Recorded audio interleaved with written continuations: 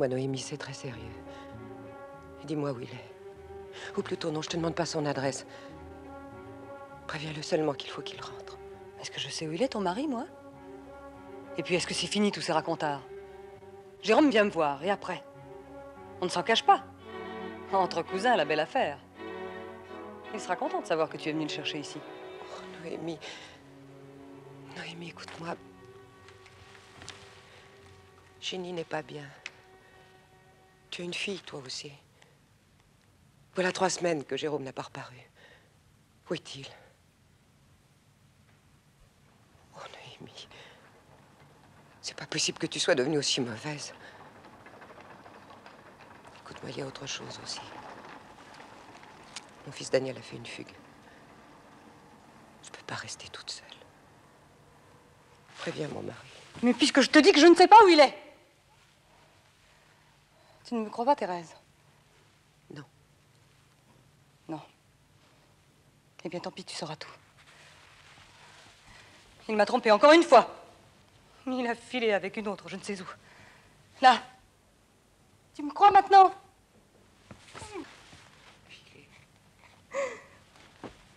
Tu peux pas savoir comme il m'a fait souffrir. Je lui ai trop souvent pardonné. Il croit que je lui pardonnerai toujours. Mais non. Jamais plus. Il a séduit une petite bonne que j'avais ici. Une boniche de 19 ans. Victorine. Il l'attendait en bas dans un fiacre. Ils ont décampé ensemble il y a 15 jours. Mais c'est fini! Fini! Il peut revenir, se traîner à mes genoux, je ne le regarderai même pas. Je le hais, je le méprise.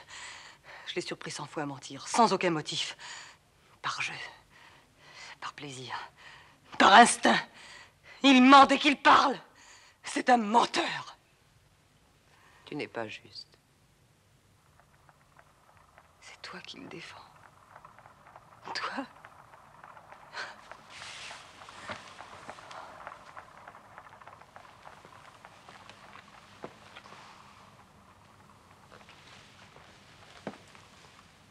Est-ce que tu as l'adresse de cette... Non. Mais la concierge, des fois.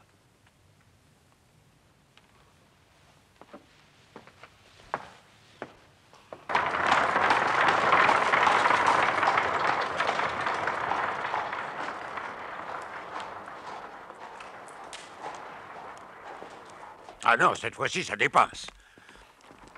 Même un dimanche, et même à cette heure-ci, je veux qu'on m'ouvre.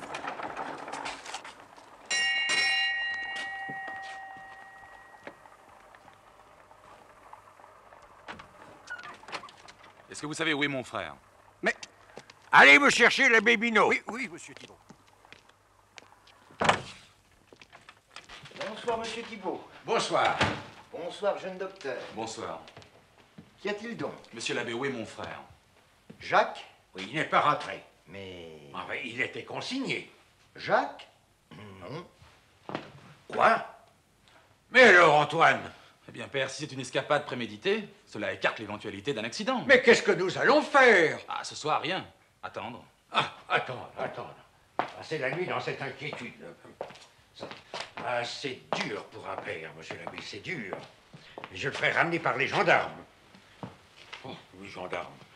Comme s'il y avait encore une police en France. Permettez. Nous hésitions à vous mettre au courant, mais... Après tout, nous avons eu dernièrement à relever contre lui des fautes, disons, particulièrement graves. Il ne vous a rien dit? Oh, l'hypocrite. Le cher garçon, malgré de sérieux défauts, n'est pas foncièrement mauvais. S'il a péché, c'est surtout par faiblesse.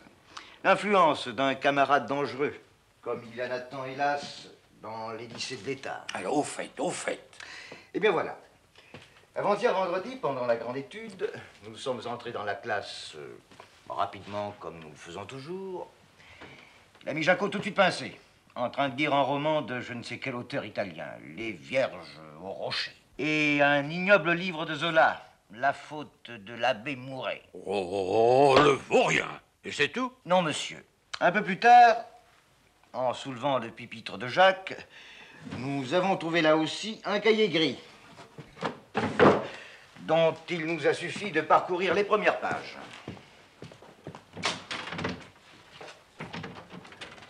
Ce cahier, la pièce Conviction. C'est un cahier de correspondance entre Jacques et un certain Daniel de Fontanin. Ton état d'âme est-il l'indifférence, la sensualité ou l'amour? Je penche plutôt pour le troisième état qui était plus naturel que les autres. Quant à moi, plus j'étudie mes sentiments, plus je vois que l'homme est une brute.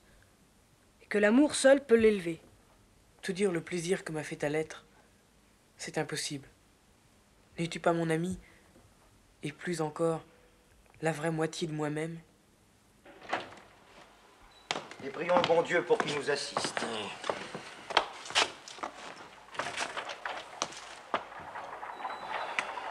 Je vais passer à l'hôpital pour les prévenir qu'ils ne comptent pas sur moi demain.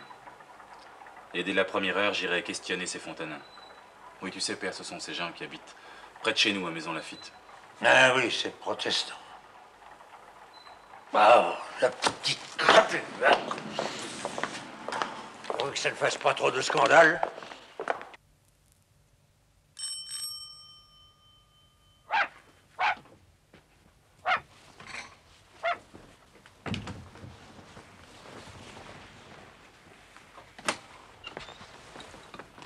Monsieur, Pardonnez-moi, madame. Je suis Antoine Thibault. entrez, je vous en prie.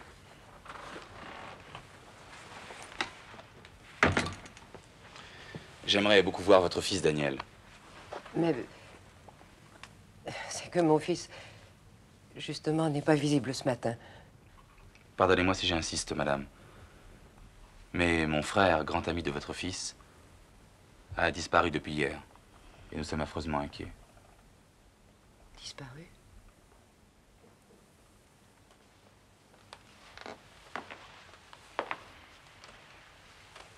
Daniel non plus n'est pas rentré hier soir, monsieur. Je suis moi-même très inquiète. D'autant plus que mon mari est absent de Paris en ce moment. À quelle heure votre fils a-t-il disparu hier? Il est parti de très bonne heure. Mais il est repassé à la maison un peu plus tard, entre 10h et 11h. Mais comme Jacques. Alors ils sont partis ensemble, voilà. Jenny! Oh non, laissez, madame, laissez, je suis médecin. Ma chérie.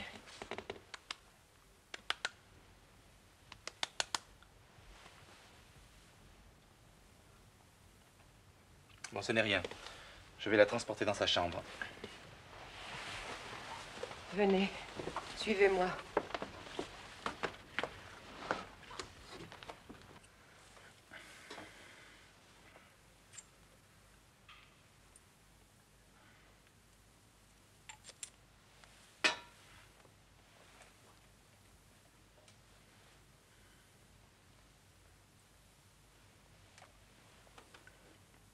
Bon, ça ne sera rien, hein. Enfin, il vaudrait mieux qu'elle dorme.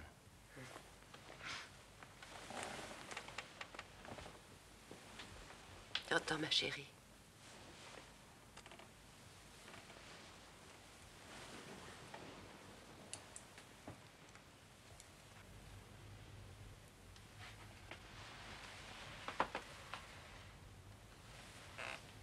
Merci.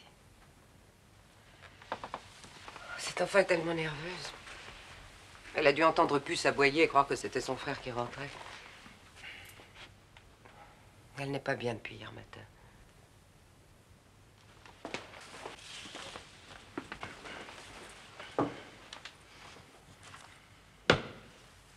Lisez, c'est un mot de Daniel.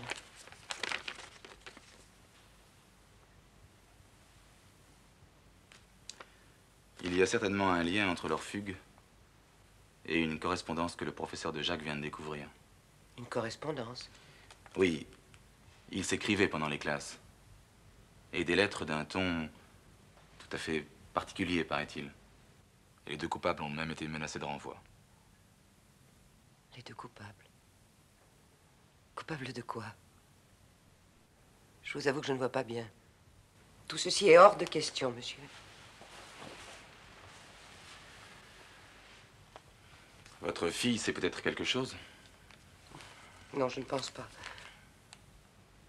Mais si... Je me souviens. Cette nuit, dans un cauchemar, elle a prononcé le nom de Thibault. Ma chérie, c'est Monsieur Thibault. Tu sais, le frère de l'ami de Daniel.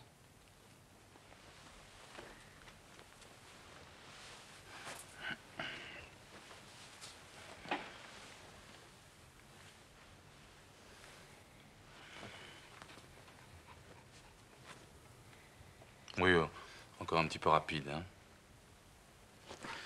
Quel âge a-t-elle? Presque 13 ans. Vous connaissez mon frère, mademoiselle? Jacques Thibault. Bien vrai? Daniel ne vous a jamais parlé de son meilleur ami? Cependant, rappelle-toi, ma chérie, cette nuit, tu rêvais qu'on poursuivait sur une route Daniel et son ami Thibault. Tu as dit Thibault, très distinctement. Je ne le connais pas. Bien. Maintenant, il faut fermer les yeux et dormir, hein?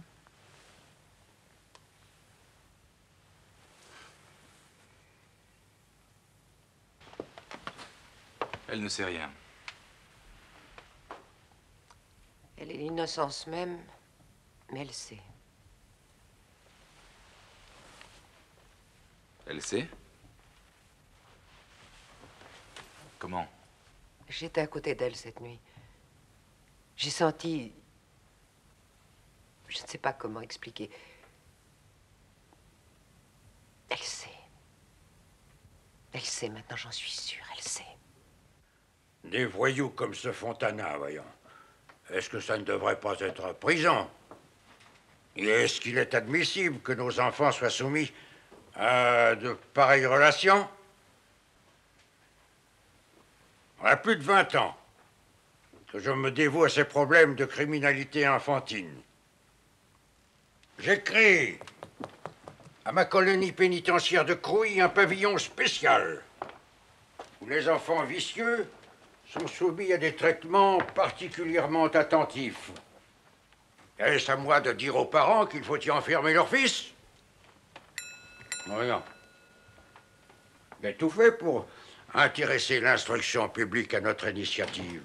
Mais est-ce que ces messieurs de l'école sans Dieu se soucient d'hygiène sociale?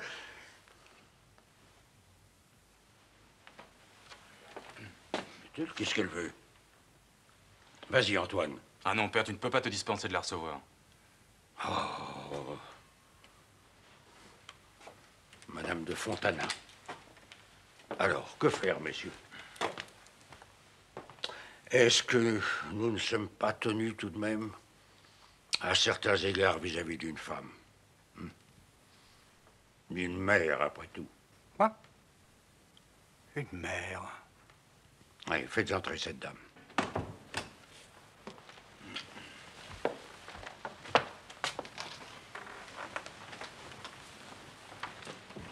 Madame Thibault, sans doute. Non, madame. Mademoiselle Devèze, qui nous a élevés, mon frère et moi. Monsieur l'abbé Vécard, secrétaire particulier de Monseigneur l'archevêque de Paris, monsieur l'abbé Binot, directeur de l'école, monsieur Chal, mon secrétaire, et oh ben, je crois que vous avez déjà eu l'occasion de rencontrer mon fils Antoine. Excusez-moi de vous déranger, monsieur. Je suis venue voir si, depuis ce matin...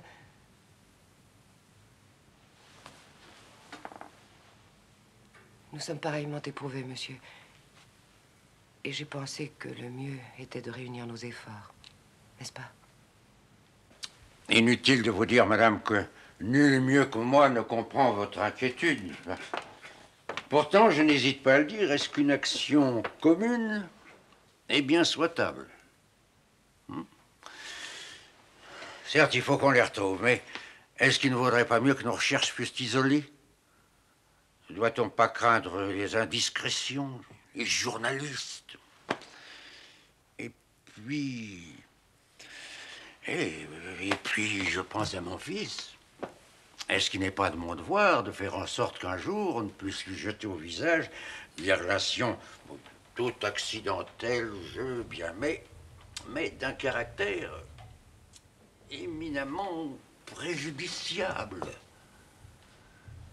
N'est-ce pas votre avis, messieurs? Préjudiciable. Oh, je vois, monsieur.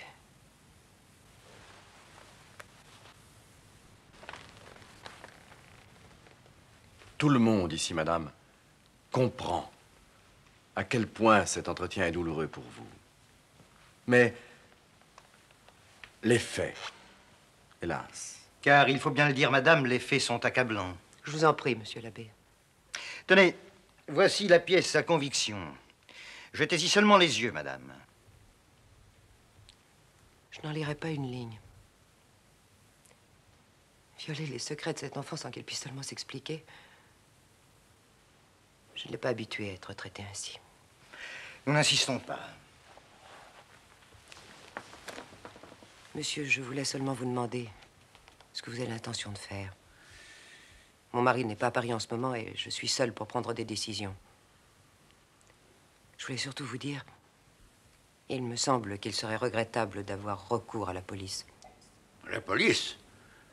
Mais est-ce que vous supposez, madame, qu'à l'instant même, toute la police n'est déjà pas en campagne?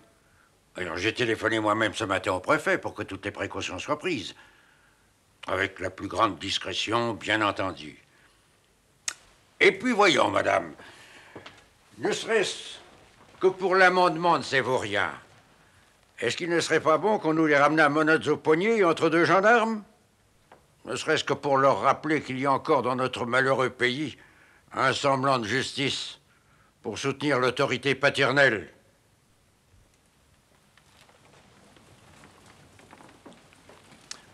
Si nous apprenons quoi que ce soit, nous vous le ferons savoir immédiatement.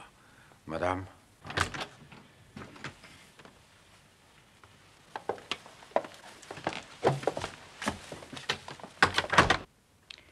La Huguenote. Quoi? La Huguenote.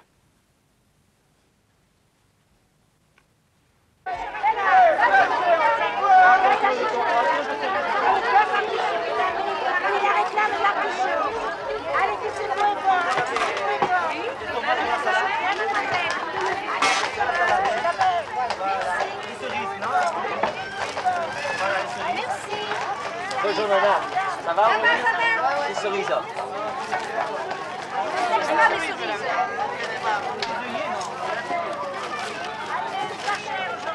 Allez, comme quoi, maman. Viens. 2 minutes. Voilà. Ah, quelle est belle ma cerise. Oui, madame. Faisons nos comptes. Tu as combien?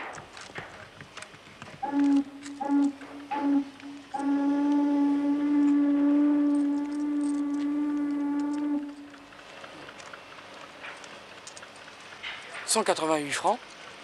Avec ça, quand même. »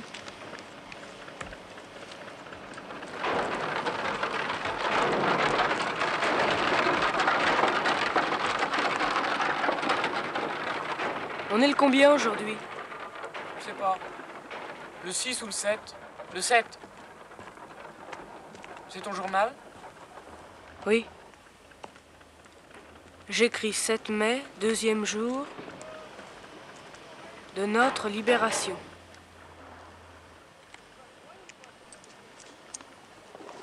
Écoute, après tout, quand ils nous auront bien cherchés pendant 2 ou 3 jours, ils seront peut-être assez punis. Non! Ils ont volé notre cahier gris. Ils ne comprennent pas. Ils ne savent pas.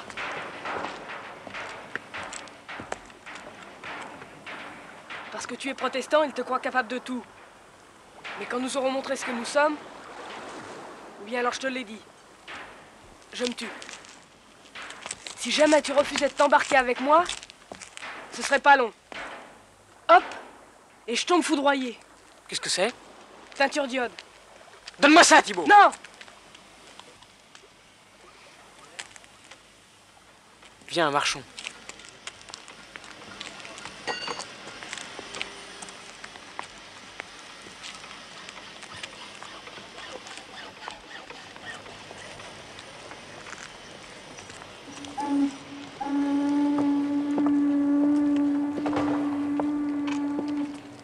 Cocher, vous êtes libre? Eh oui, montez.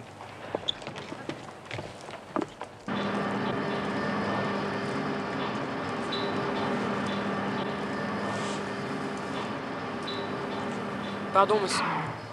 Pardon, monsieur. Est-ce que c'est vous le capitaine? Pourquoi? Voilà, je viens vous demander d'embarquer avec vous. Pour Tunis. Alors comme ça, tout seul. On venait chercher notre père qui était à Toulon. Mais il était à Tunis. On lui a offert une place dans une rizière. Alors il nous a écrit de le rejoindre. On a de quoi payer. Et alors, vous voulez vous embarquer ce soir? Eh bien, mes pigeons, vous avez une fière chance de ne pas être tombé sur le vieux. Parce qu'il n'aime pas la rigolade, hein? Et Charlot, attrape-le!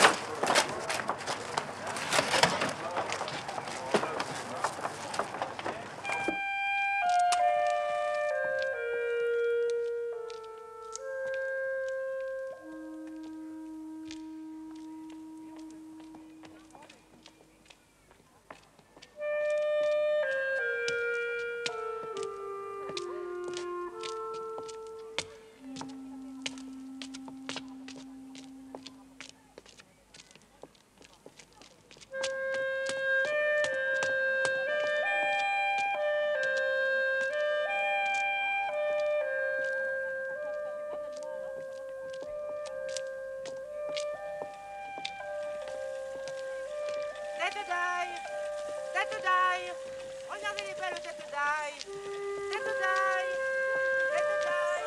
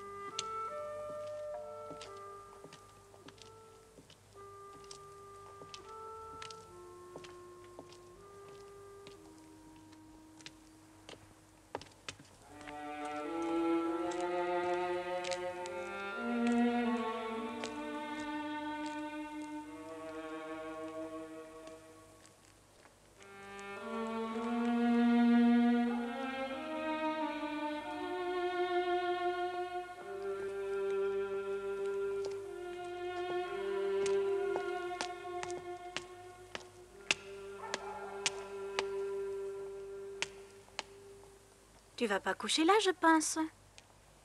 Où habites-tu? Tu t'es engueulé avec le père? T'oses plus rentrer? Oui, madame. Ah, madame. Eh bien, il faut rentrer tout de même, puisqu'il faudra bien que tu rappliques un jour ou l'autre. T'as peur d'être battu? Allons, phénomène. Viens. Viens chez moi. J'ai personne. Entre et ferme la porte.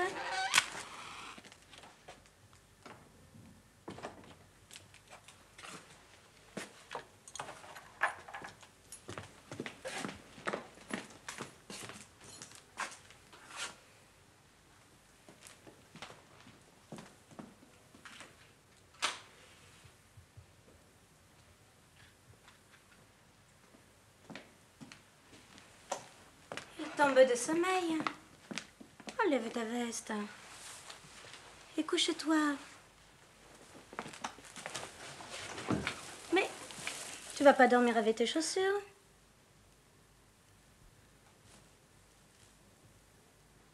Allons. Allons. Rentrez. rentre chez toi. Et tout de suite.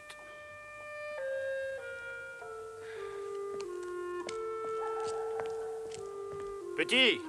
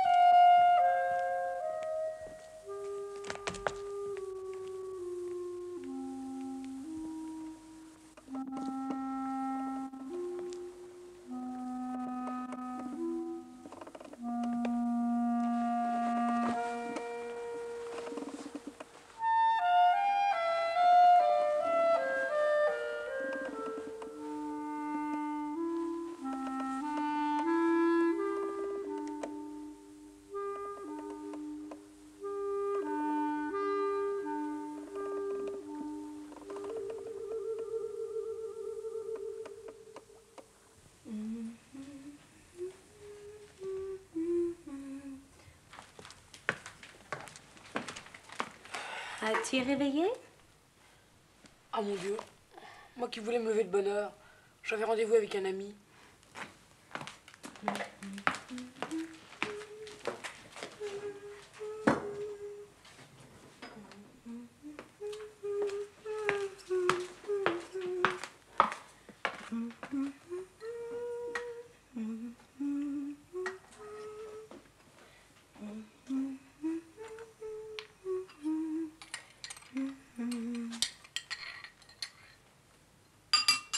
Tiens, avale ça. Et puis décampe. Je tiens pas à avoir des histoires avec ton père, moi.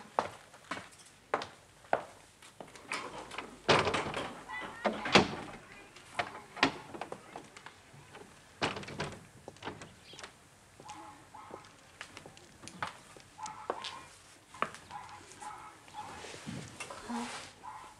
Tu pleures?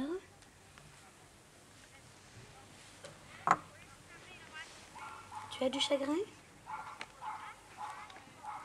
Bête. Quel âge as-tu?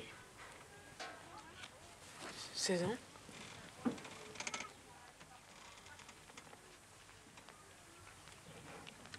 C'est qu'il a la peau blanche comme une fille. Ce Momo-là.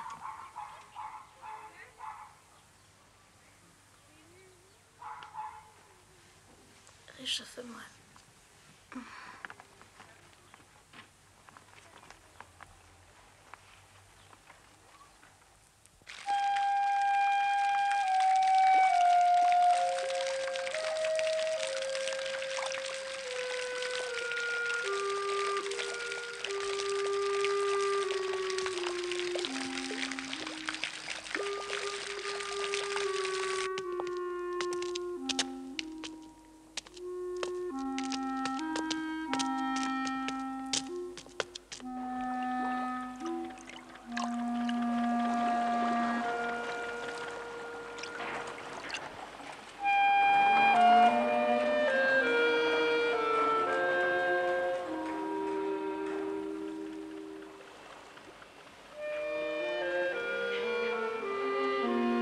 Jacques!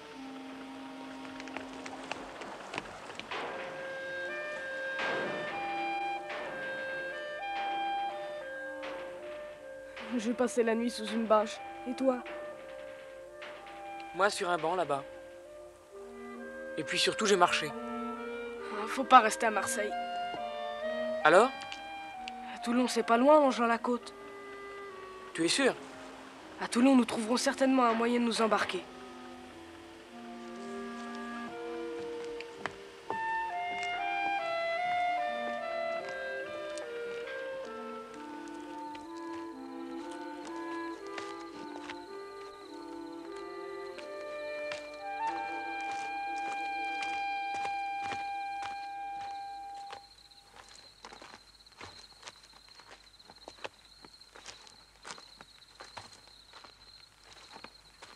Écoute, je pense à l'avenir.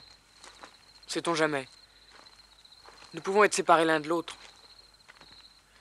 Alors, il y a quelque chose que je voulais te demander depuis longtemps. Promets-moi de me dédier ton premier album de vers. Oh, sans mettre de nom. Seulement à mon ami. Tu veux? Je te le jure. Daniel, regarde comme c'est beau. Et tu verras, en Afrique, c'est encore plus beau.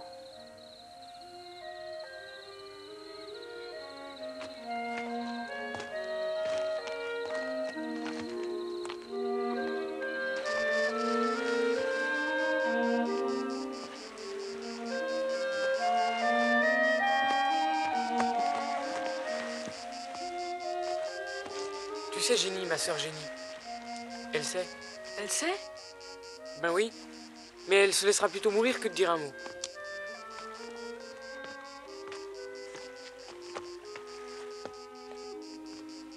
Moi aussi, j'ai une petite sœur. Enfin, presque.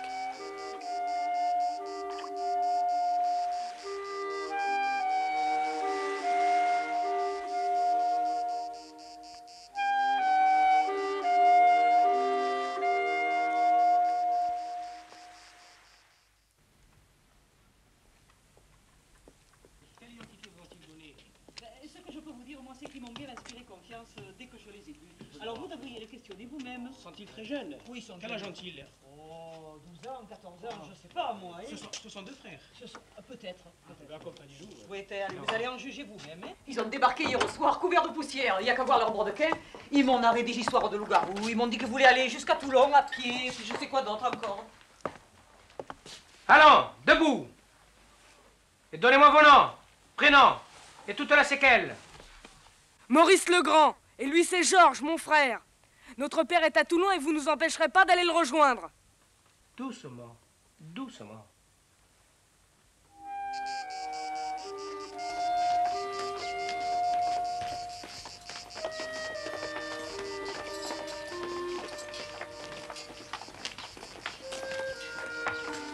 Allez, sortez.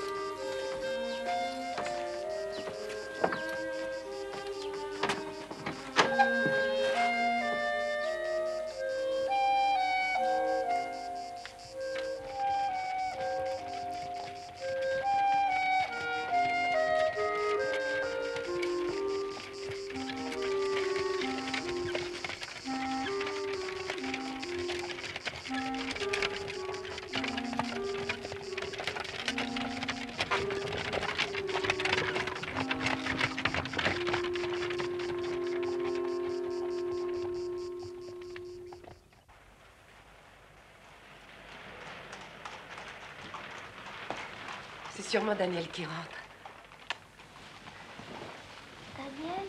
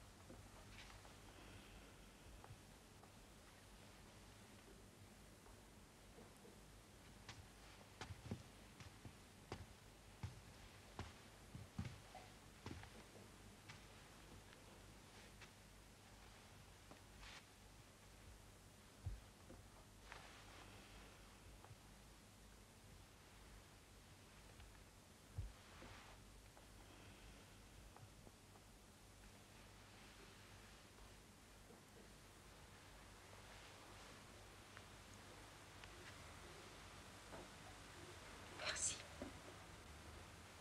Venez.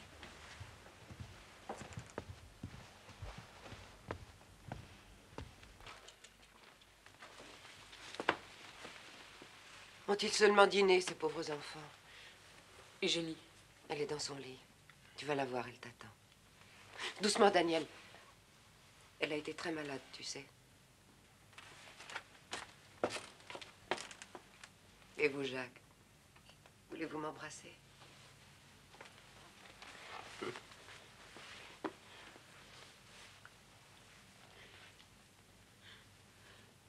Allez, mes amis. Votre père vous attend, lui aussi.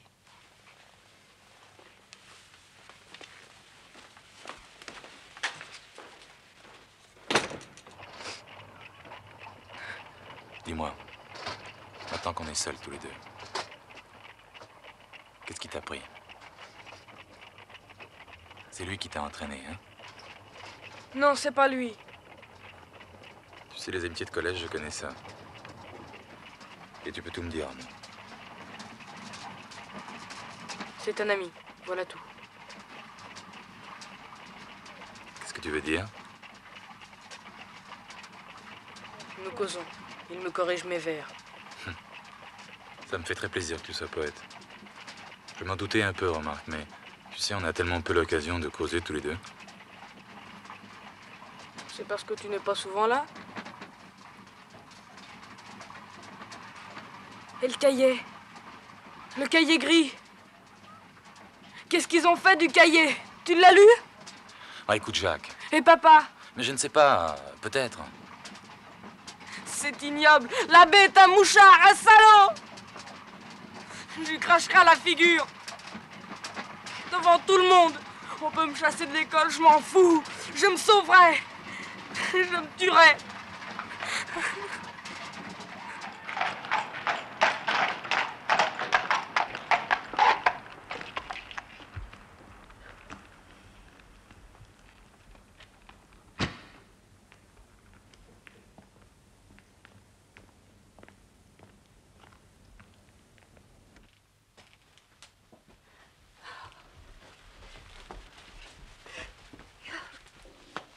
Quel péché!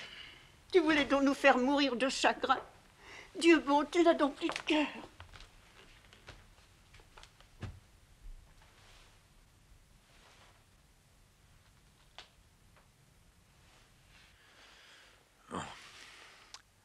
Tout s'est bien passé là-bas? Oui, père. Je te remercie de m'avoir évité cette démarche humiliante.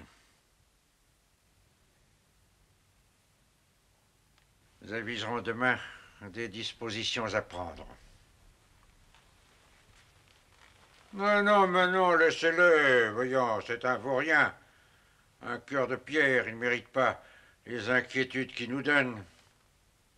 Antoine, mon cher, veux-tu nous rendre le service de t'occuper de lui ce soir? Demain, nous t'en délivrerons, je te le promets. Père. Non! Ramène-le dans sa chambre.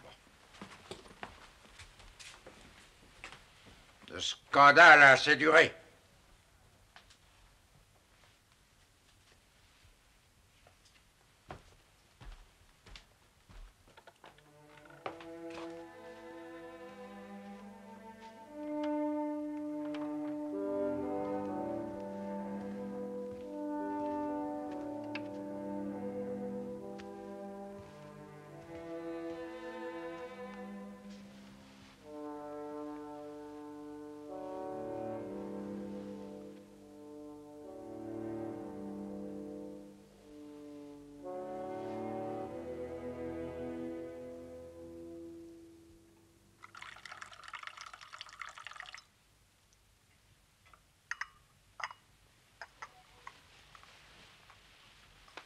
Tiens.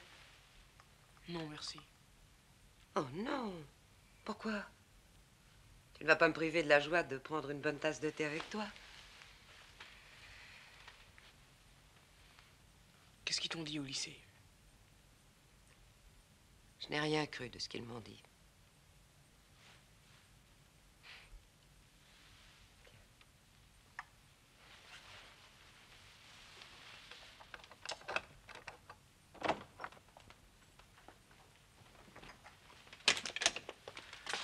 Thérèse, mon ange, me voilà.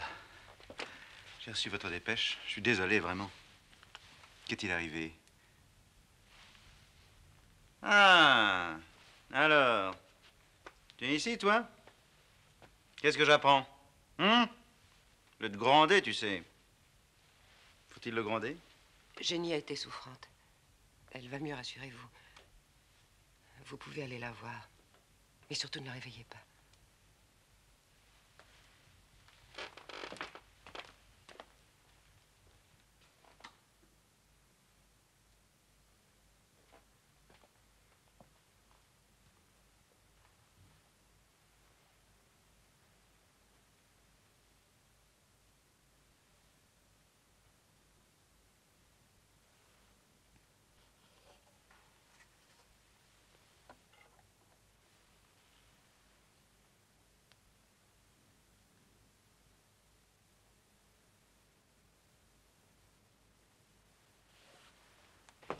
Si vous la voyez dormir, elle est maigrie, mais c'est presque tant mieux. Elle n'en est que plus jolie. Vous ne trouvez pas? Mais Thérèse, mon ange, vous avez blanchi. Rien ne pouvait vous aller si bien, d'ailleurs. Rien ne pouvait accuser mieux, comment dire, la jeunesse de votre regard. Oh, Jérôme, j'ai passé des jours et des nuits atroces. J'étais toute seule. J'ai eu si peur. Pauvre ami, je suis désolé. J'aurais si facilement pu revenir. J'étais parti pour l'affaire que vous savez, tout bonnement oublié que vous n'avez pas mon adresse. D'ailleurs, je ne pensais m'absenter que 24 heures. Daniel, laisse-nous maintenant. Va te coucher.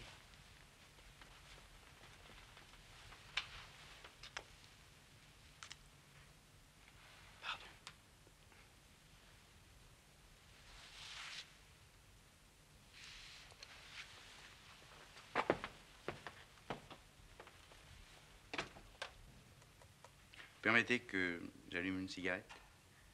Bien sûr. Merci.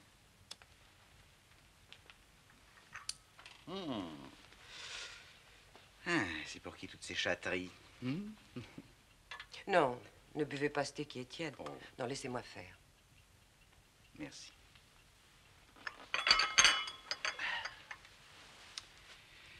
Ah, je sais, vous me jugez sévèrement, Thérèse. S'il s'agissait d'un autre que moi, je le jugerais comme vous faites. Je penserais que c'est un misérable. Ah. Comment vous expliquer tout ça? À quoi bon? Merci. Rassurez-vous, je ne discuterai pas.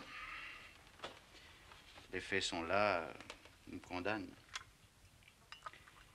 Mais, croyez-moi, Thérèse, vraiment, vous commettrez une injustice en me jugeant sur ce que je fais. Vous, si pleine d'équité. Je ne suis pas exactement l'homme de mes fautes. Vous ne me croyez pas? Le mal est fait. Le mal se fait encore. Et cela ne doit pas durer. Séparons-nous. Séparons-nous définitivement. Il y a les enfants. Ils ont grandi. Voyez ce qu'a fait Daniel cette semaine. Serait-il parti aussi facilement s'il n'avait l'habitude de vous voir disparaître sans cesse? Pour vos affaires.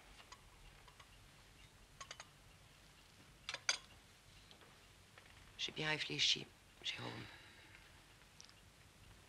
La vie commune. Enfin, ce qu'il nous reste de vie commune. Le peu qu'il nous reste de Jérôme, c'est encore trop. Je n'en peux plus. Comment est-ce que je pourrais me séparer de toi?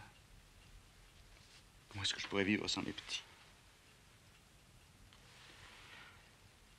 Il est affreusement tard. Je vous en prie, demain.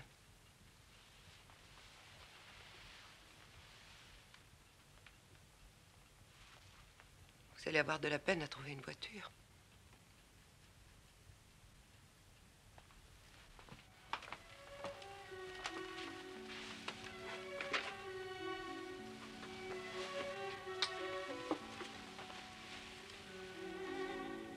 Je vous recevrai demain, si vous venez. Nous causerons.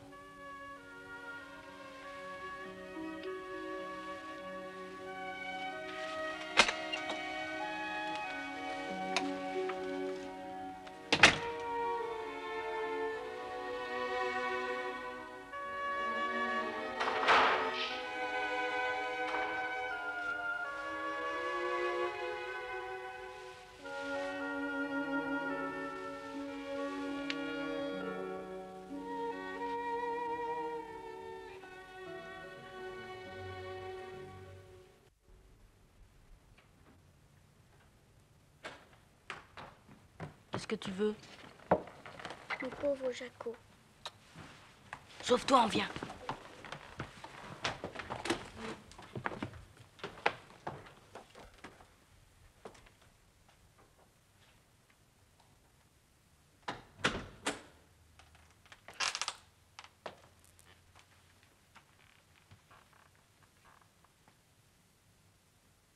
C'est du joli. As-tu au moins demandé pardon à ton père? Mon enfant, tout cela me fait beaucoup de peine, je ne le cache pas. Jusqu'ici, malgré ta dissipation, j'ai toujours pris ta défense auprès de ton père. Je lui disais, Jaco a bon cœur. Il y a de la ressource, patientons. Mais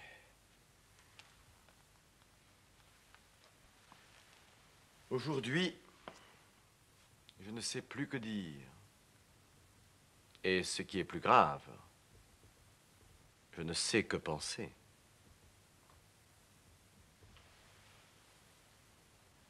Ton pauvre père en est découragé.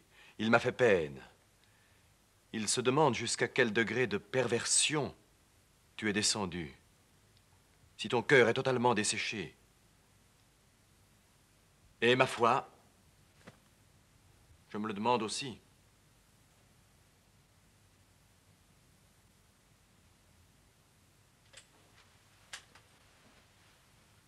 Un homme avait 2 fils.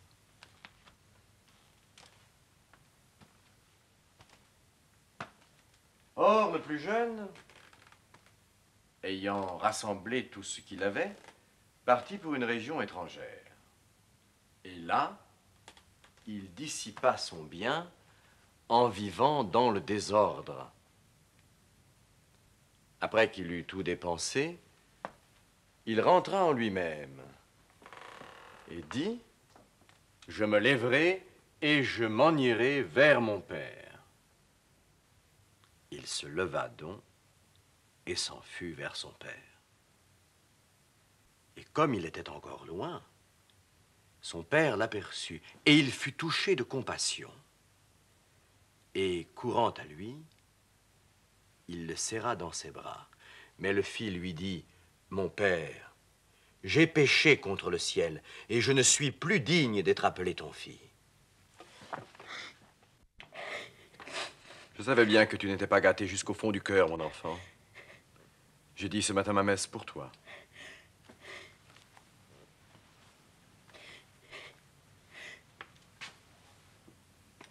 Eh bien, va, comme l'enfant prodigue.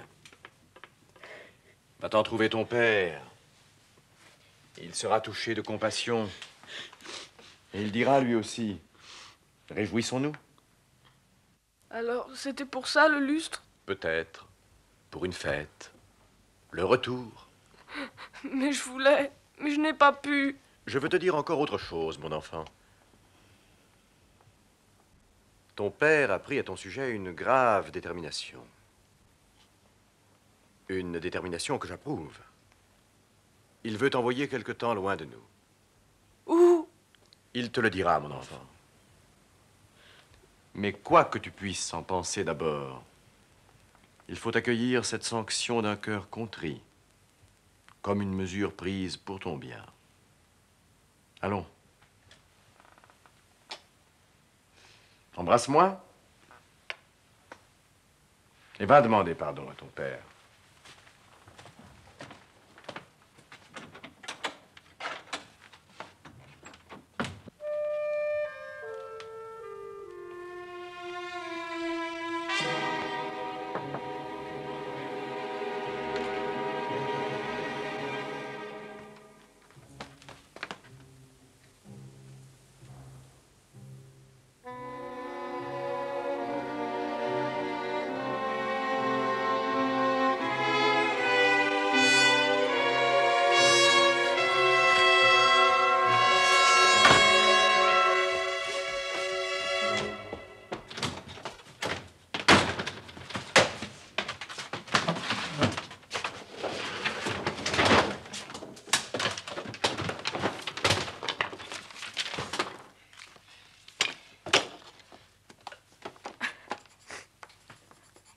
mon cher Daniel.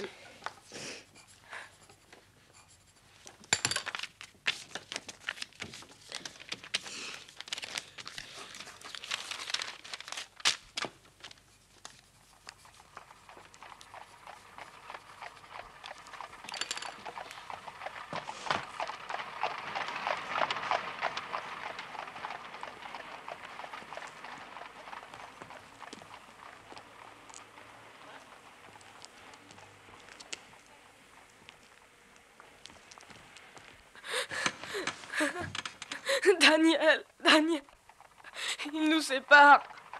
Ils vont me mettre en prison. Et pourtant, je les aimais.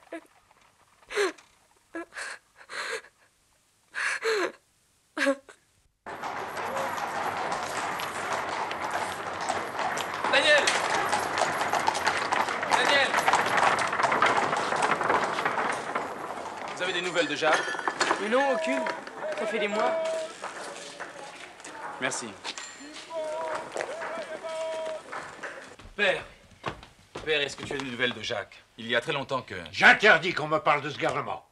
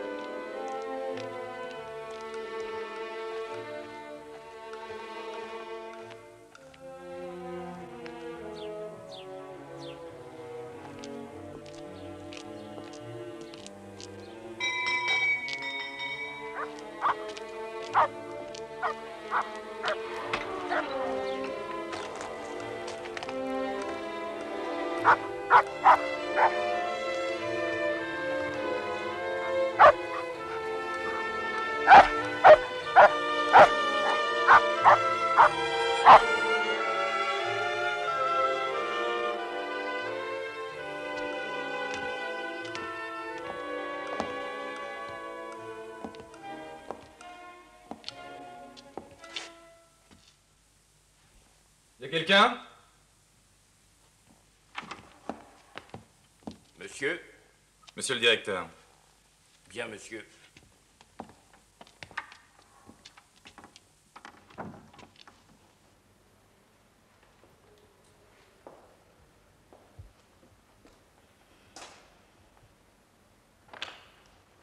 Bonjour, docteur. À la bonne surprise. C'est votre frère qui va être ravi. Je vous connais bien. Monsieur le fondateur parle souvent de son grand-fils médecin. D'ailleurs, il y a un air de famille. Ah si, je vous assure. Mais entrez dans mon bureau, je vous en prie. Excusez-moi. Je suis monsieur Fem, le directeur. Monsieur le fondateur est en bonne santé? Oui. Il ne vieillit pas, il est extraordinaire. Quel dommage qu'il n'ait pas pu vous accompagner. Mais sapristi, c'est que vous arrivez juste pendant la grand-messe. Asseyez-vous, je vous en prie. Mais tous nos enfants sont à la chapelle.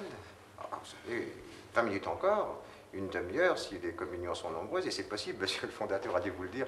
Nous possédons la crème des aumôniers. Depuis qu'il est ici, les sentiments religieux de la fondation sont transformés. Dites-moi, puisque maintenant vos locaux sont inoccupés, est-ce qu'il serait indiscret de... Vous savez, la bâtisse n'a rien d'intéressant. Si, ça m'intéresse vraiment. Ce n'est ni plus ni moins qu'une petite caserne. Eh bien, docteur, très volontiers. Le temps de passer un veston et je suis à vous.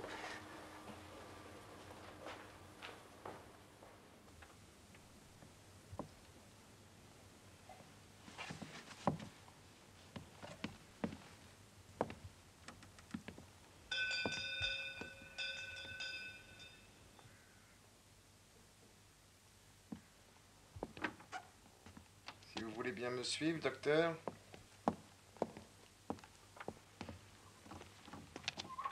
Nous allons commencer par les dortoirs.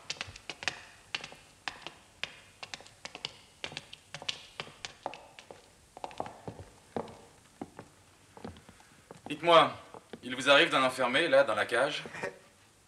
Mais non, c'est là que couche le surveillant. Il voit tout et ne risque rien. D'ailleurs, il y a une sonnerie. Les fils passent sous le plancher. Tout est prévu.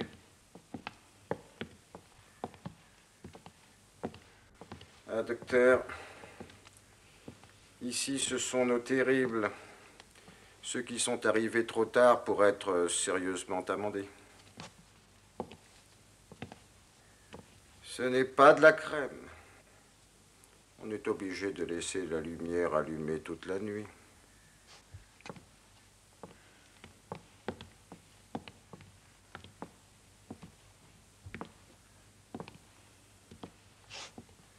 Eh oui.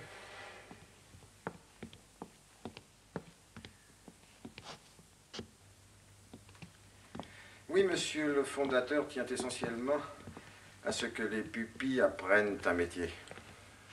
Et il travaille volontiers? C'est selon.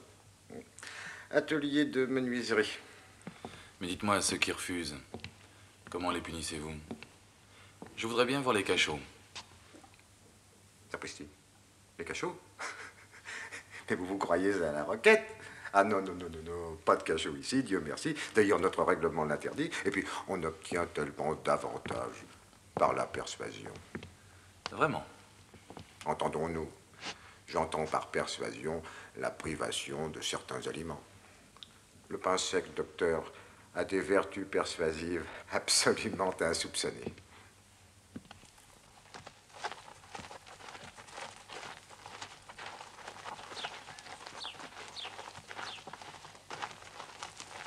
Tenue excellente.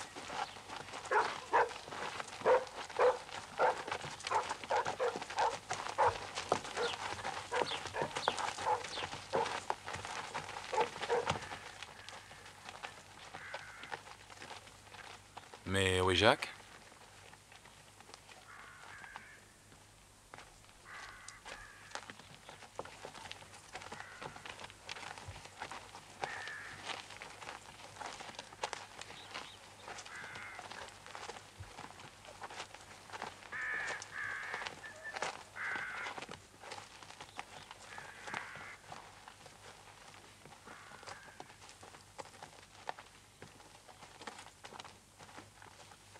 Voilà une heureuse surprise, Jacques, n'est-ce pas? Mais je vais vous gronder. Il faut mettre votre cape et la boutonner quand vous êtes à la chapelle. La tribune est froide, vous attraperiez du mal. Tu sais que tu as grandi? Voulez-vous rester un peu dehors? Il fait si doux. Jacques vous mènera chez lui quand vous aurez fait quelques tours de jardin. Peux-tu, Jacques? Non? Nous serions mieux dans ta chambre, c'est ça, hein? Je vous accompagne jusque chez Jacques et je vous laisse. Allez, Jacques, montrez-nous le chemin.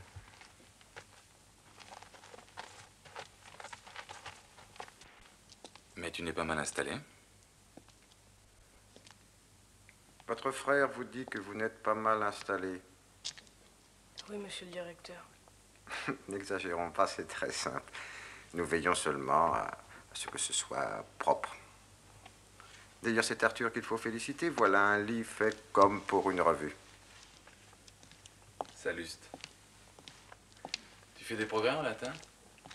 Son professeur est satisfait de son application. Et c'est que nous travaillons nos 8 heures par jour, ce qui ne nous empêche pas de faire, quel que soit le temps, une grande promenade de 2 heures avec Arthur. Sapristi, je bavarde.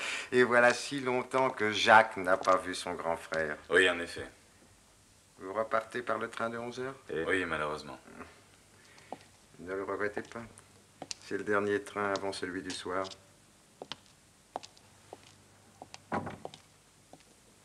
Tu n'es pas mal ici.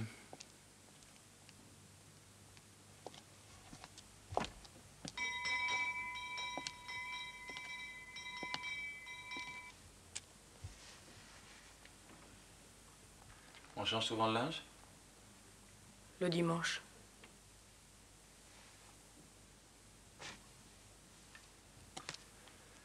Je craignais que tu ne sois pas bien traité ici. Tu ne veux pas que je profite de ma visite pour obtenir quelque chose du directeur? Quoi donc? sais pas, moi. Cherche. Je ne vois pas.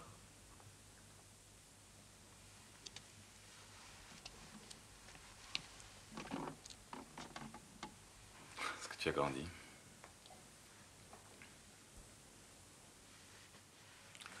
On t'avait prévenu que je t'attendais à la sortie de la messe? Non. Je le croyais. On peut fumer? Pas moi. Alors vraiment, tu n'as besoin de rien. Tu as tout ce qu'il te faut. Oui. Mais ça ne t'ennuie pas de travailler comme ça? Tout seul? Non. Tu ne vas jamais à l'atelier? Non. Et tu ne rencontres jamais les autres? Jamais.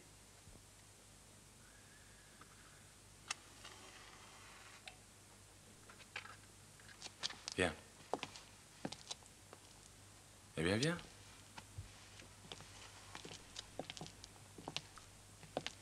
Assieds-toi. Tu fais toujours des vers? Non. Pourquoi? Tu as eu des nouvelles de Daniel?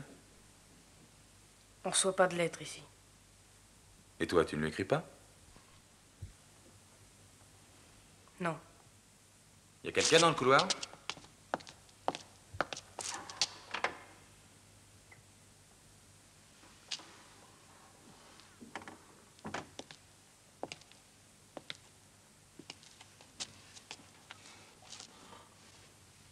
Je peux lui faire parvenir une lettre de toi, si tu veux, à Fontanin. Non. Bien, il faut que je parte. Attends encore un peu. Tu es content que je sois venu? Très content. Eh bien, je tâcherai de revenir. Au revoir.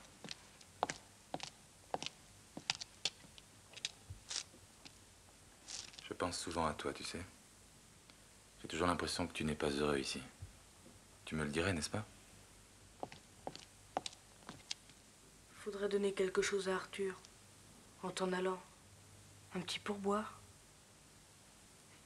D'accord.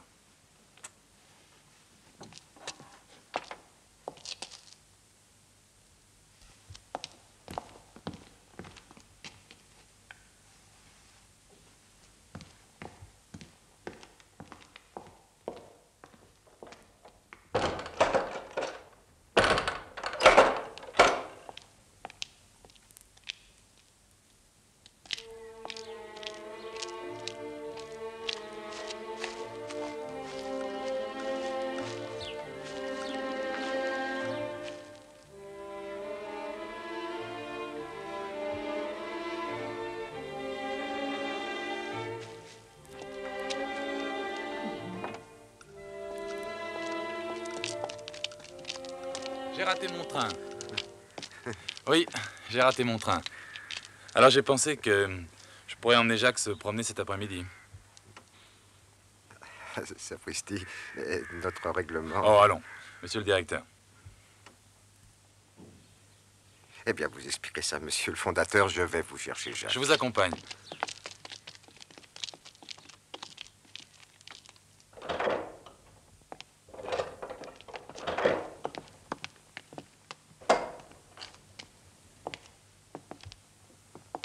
Vous êtes autorisé à sortir avec votre frère jusqu'à 6 heures. Là-dessus, je me sauve. Réunion de mon conseil municipal. Car je suis maire.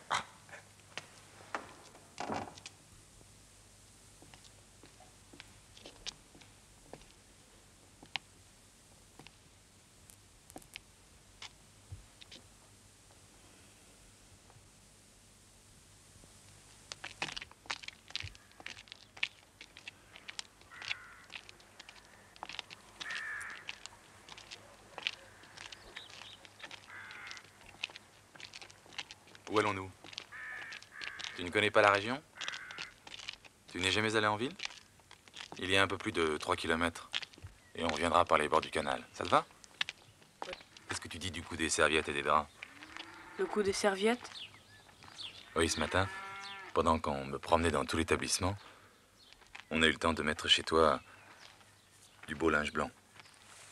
Je t'en prie, Antoine. N'en parle pas, ça ferait gronder Arthur pour rien. Je vais te dire la vérité. J'ai fait semblant de manquer mon train. Oui, je ne voulais pas partir sans avoir eu le temps de causer un peu avec toi. Tu comprends? Tu dessines toujours? Pourquoi? Pour rien. Oh, mais il est l'heure de goûter. Tu as faim, non?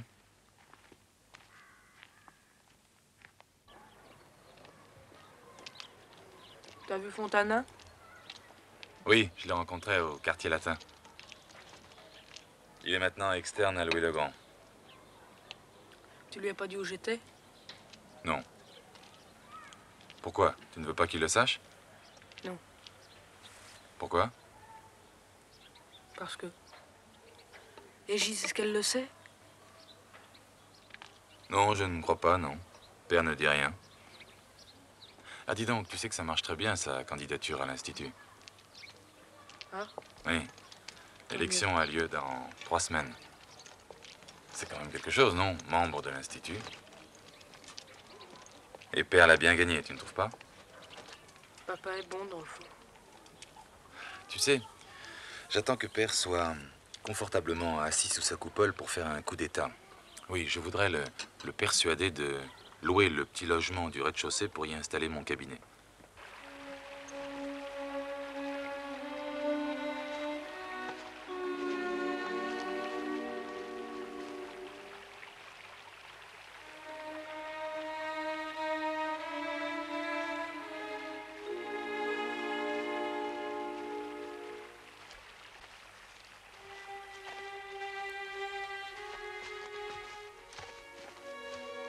Nous avons encore nos 3 kilomètres à faire pour rentrer.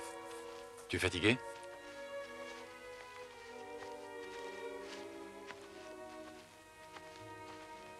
Jacques? Tu es fatigué? Qu'est-ce que tu as? Tu n'aimes pas te promener? Avec toi, si. Arthur, il n'est pas bien? Qu'est-ce que tu lui reproches? Il est dur avec toi? Non.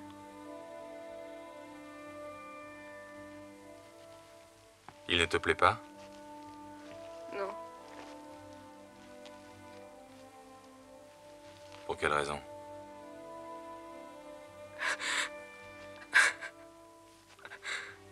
Ne le dis pas, Antoine. Ne le dis jamais à personne. Avant Arthur avec le père Léon, je promenais pas. Presque pas.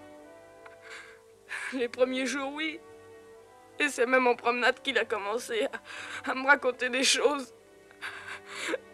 Il me prêtait des livres. Je croyais pas que ça existait. Quoi? Il avait vu que je savais un peu dessiner. C'est lui qui me montrait comment il fallait faire. Mais quoi? Des cochonneries. Le soir, il montrait mes dessins aux surveillants. Et tous en voulaient d'autres, de plus en plus compliqués. Jacques. Raconte-moi. Jacques. Jacques, raconte-moi. Antoine, jure-moi que tu ne diras rien. Jure-le-moi. Si papa se doutait de quelque chose, papa même, au fond, il serait malheureux. Oui, mon petit, je te jure que je ne raconterai rien.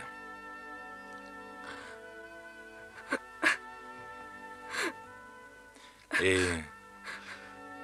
le nouveau, Arthur, c'est pareil?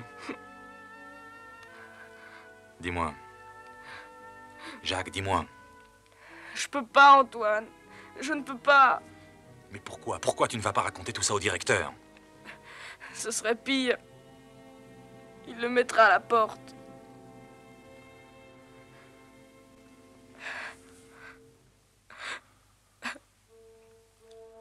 Viens. Moi, je vais te tirer de là. Je veux pas retourner à Paris. Réponds. Si on se trouvait tout à coup, toi et moi, seuls au monde, est-ce que tu ne voudrais pas venir vivre avec moi? Comment veux-tu? Il y a papa.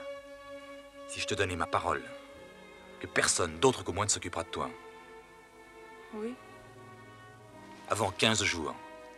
Tu m'entends? Avant 15 jours. Et confiance. Tu vas rentrer, tranquillement dans ta boîte, courageusement, sans avoir l'air de rien. Et avant 15 jours.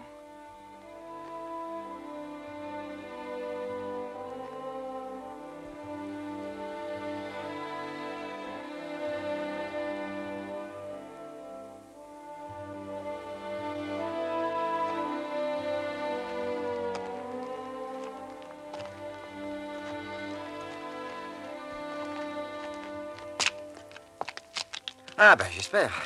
Quelle promenade. Vous avez été en ville, je parie. Oui. Ce n'est pas pour vous commander, docteur, mais si vous ne voulez pas de nouveau manquer votre train. Bien, je me sauve.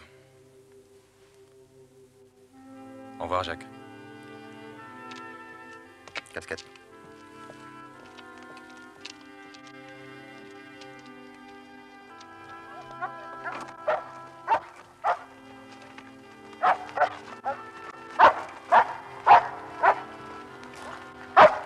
Alors, vous venez?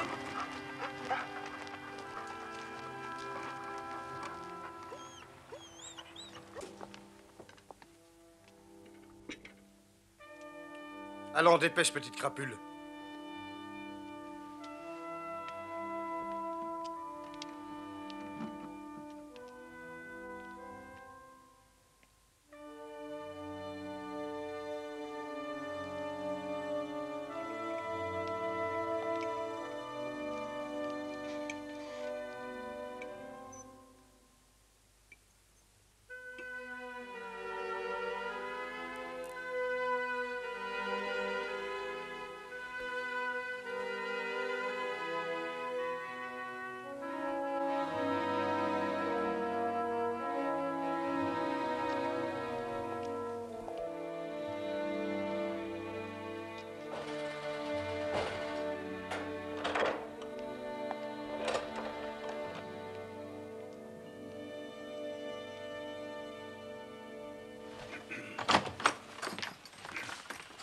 Oh, chef, mauvaise nouvelle pour l'élection de l'Institut. Le clan des universitaires a mis en avant la candidature du doyen de la faculté des lettres. 15 votes perdus. Oui, la déveine. Le patron vous expliquera. Je me sauve. Maman doit s'inquiéter.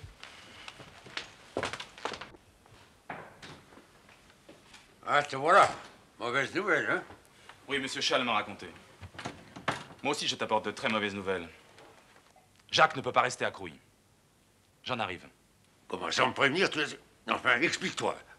Tu dis que tu as été à Crouy quand? Aujourd'hui. Et on t'a reçu? Naturellement. Et on t'a laissé voir ton frère? J'ai passé toute la journée auprès de lui. Enfin, tu n'es plus un enfant. Tu dois te rendre compte de l'inconvenance d'une pareille démarche à mon insu. Ton frère t'avait écrit? Non. J'étais pris de doutes tout à coup. Mais des doutes sur quoi? Mais surtout, sur le régime. Sur les effets du régime auquel Jacques est soumis depuis 9 mois. Ah, mon cher, tu me surprends. Quelle méfiance vis-à-vis de ton père. Mais tout le monde peut se tromper, la preuve. Quelle preuve?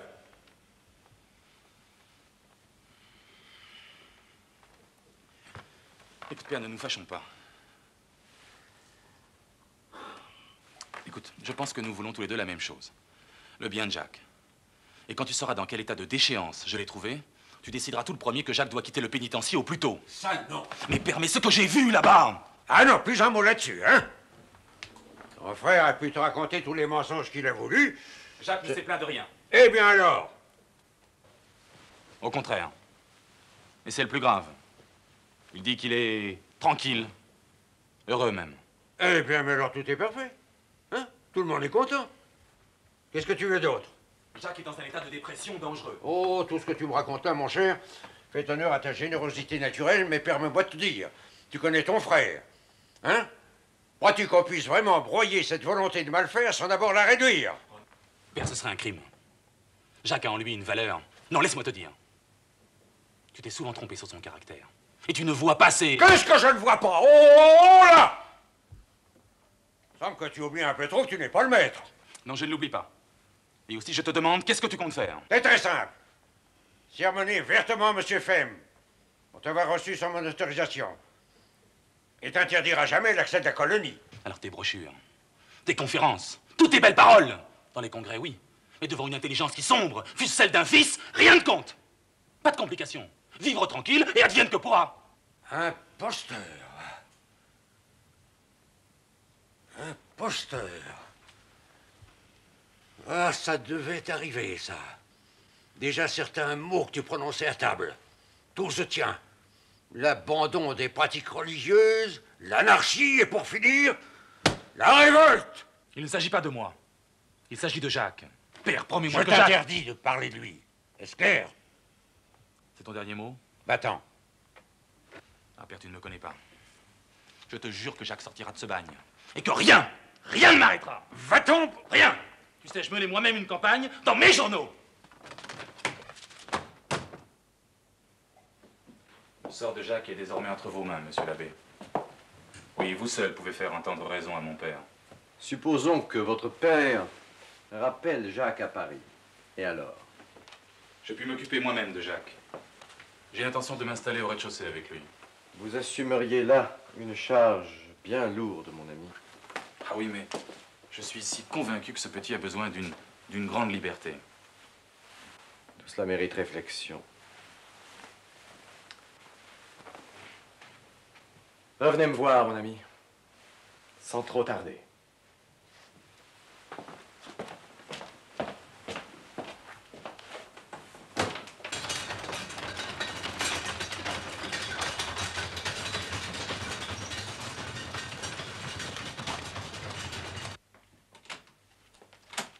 Ah, vous voilà. Ma présence vous surprend, hein? Pas tant que vous le supposez. Ma police est bien faite. Je suis au courant de tout. Permettez? Et au courant. Est-ce que vous auriez déjà vu... J'ai su dès hier matin l'état d'Astier par la duchesse, mais je n'ai appris qu'hier soir le retrait de votre adversaire. Vous permettez? Non, mais l'état d'Astier... Je ne comprends pas. Pas possible. C'est à moi qui ai réservé le plaisir de vous annoncer la bonne nouvelle. Eh bien, le vieux père Astier a eu une 4e attaque, le pauvre homme est perdu. Alors, le doyen, qui n'est pas un sot, se retire et vous laisse seul candidat aux sciences morales. Non, mais vous en êtes bien sûr. C'est officiel. L'abbé, je n'oublierai jamais. Merci. Mais qu'est-ce donc qui vous amenait de si bonne heure, mon cher ami? J'étais venu vous demander conseil sur la conduite à tenir vis-à-vis de mon fils, l'aîné. Il a beaucoup changé ces temps-ci. Un esprit de doute et de révolte le travaille. Il tient tête à son père. Hier, il a été accroui à mon insu. J'en ai suivi une scène inqualifiable. L'attitude d'Antoine ne me préoccupe pas autant que vous. Il fallait s'y attendre, un peu de science éloigne de Dieu, beaucoup y ramène. Tout cela n'est pas grave, patientez, il nous reviendra. Ce que j'imagine de l'existence de Jacques m'inquiète bien davantage. C'est une vie de prisonnier qu'il mène là. Y avez-vous bien réfléchi? Ah, vous aussi? Eh bien, je croyais la tête plus solide. Non, d'ailleurs, il ne s'agit pas de Jacques aujourd'hui. Pour moi, il ne peut s'agir de rien d'autre. L'état de délabrement moral où est tombé le petit, il ne doit pas demeurer un jour de plus là où il est. Quoi? Ah, ça... Bon, nous en parlerons. Pardon. Le moins qu'on puisse dire est que vous avez agi avec une certaine imprudence. Il faudrait envisager... Qu'est-ce que vous me racontez, là? Hein? Qu'est-ce que vous avez envisagé?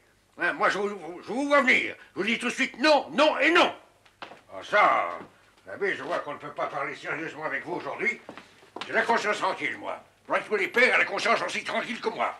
Bonsoir, mon cher.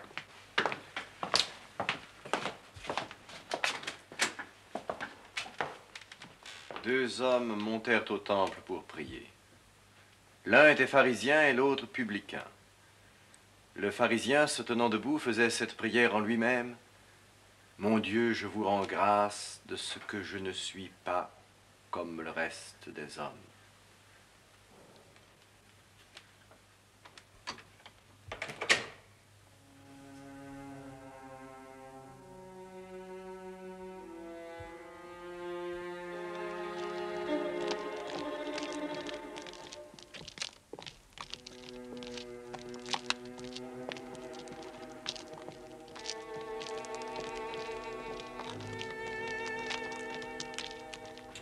Je ne reviens pas pour parler de Jacques, mais pour me faire pardonner ce mouvement d'humeur, là. Hein. Ouais, c'est aussi pour ce pharisien, vous êtes dur, hein? Voilà 30 ans que je consacre aux œuvres catholiques tout mon temps, toutes mes forces. Et c'est pour m'entendre dire par un prêtre que... Enfin, par un ami. Voyons, c'est injuste. Ah, comme le chemin du salut est difficile. Je sais combien il est malaisé de la tenir courbée dans le bon sens, cette force d'orgueil. Oh, c'est terrible. Je crois même être le seul à savoir combien c'est terrible. Mais je pense... Est-ce que Dieu ne me donne pas un moyen de réparer cette candidature? Est-ce qu'il n'y a pas beaucoup de vanité là-dedans? Eh bien, l'abbé, je fais le serment de retirer demain et pour toujours ma candidature de l'Institut. Voilà. Et que Dieu ait pitié de moi. Je ne suis qu'un pauvre pécheur. Je vous ai laissé aller jusqu'au bout. Je vous ai laissé boire le calice. Mais l'intention suffit. En vérité, votre renoncement serait moins utile à la gloire de Dieu que ne le sera votre élection. C'est moi, votre confesseur, qui vous délie de votre serment. Dieu ne veut pas de votre sacrifice, mon cher ami. Si dur que cela soit, inclinez-vous.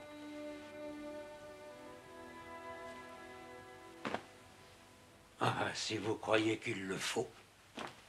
Tout n'est pas encore dit. Vous devez prendre une décision au sujet de Jacques. L'important est de ne pas avoir l'air de céder à Antoine. Oui. Savez-vous ce que je ferais à votre place, mon cher ami? Je lui dirais, tu veux que ton frère quitte le pénitencier? Bon. Eh bien, va le chercher, mais garde-le. Tu as voulu qu'il revienne? Alors occupe-toi de lui. Et si j'étais sûr que ce garnement, une fois relâché, ne nous occasionne pas de nouveaux scandales? J'exercerai moi-même un contrôle discret sur l'existence de ces 2 enfants. Venez déjeuner demain à la maison. Antoine sera là, nous reparlerons de tout ça. Au revoir, l'abbé.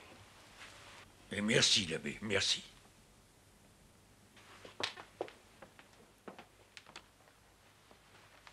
Viens, fille de Ziz. Oui.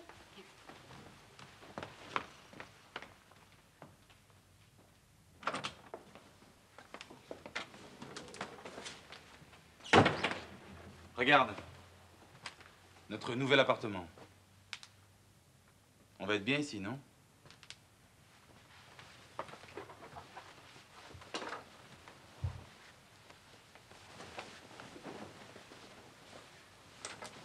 Viens voir ta chambre.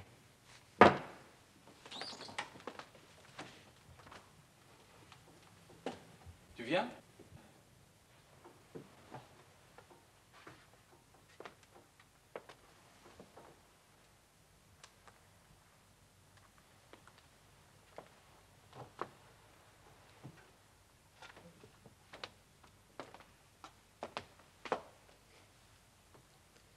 Tu veux que nous montions les voir? Nous ne ferons qu'entrer et sortir. Allez, viens. Oh là, que ça a grandi. Bonjour, mon garçon. Hein? Bonjour. Eh ben, qu'est-ce que tu as? Eh ben, voyons. Allez, allez, assieds-toi, tiens. Hein? Mais tu te rappelles nos conditions, hein? Autant de déférence et de soumission à Antoine qu'à moi-même. Une visite inattendue, monsieur Thibault. Votre futur collègue à l'Institut, monsieur. Faites-le rentrer. Bon, je vous vois tout à l'heure. Hein. Tu sais que c'est pour cette semaine, l'élection. Oui, père. Allez, allez, allez, va. Alors, pas de sensiblerie.